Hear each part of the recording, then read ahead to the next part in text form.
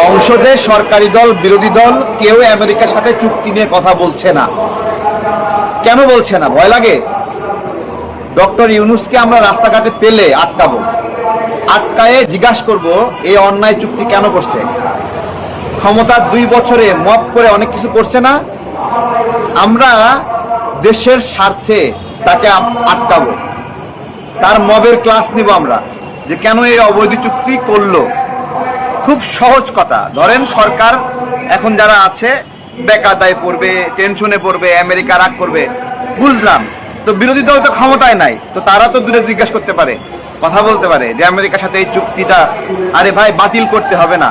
যেগুলো বাংলাদেশের জন্য সমস্যা, বাংলাদেশের জন্য পেরেশানি, বাংলাদেশের স্বার্থহানি হয়, সেগুলোতে পুনর্মূল্যায়ন করা যায়। ভাই চুক্তি কি জিনিস? চুক্তি এমন একটা বিষয় যে দুই পক্ষের সমঝোতা, যে তোমার স্বার্থ আসুক আমার স্বার্থ আসুক, চলো আমরা এই বিষয়ে একমত হই, তাই না? তো শুধুমাত্র আমেরিকার স্বার্থ হাসিল করে একটা চুক্তি ডক্টর ইউনূস কেন করলো, এটাই আমাদের জিজ্ঞাসা। আমরা ছাড়ছি না, তার সুযোগ নাই পালানোর। আমরা তার ইউনূস সেন্টার বলেন বিভিন্ন জায়গায় প্রোগ্রামে আছে, আমরা ভাবছি কি করা যায়, তাকে আমরা আটকাবো, তাকে আমরা কোনোভাবে ছাড়ছি না।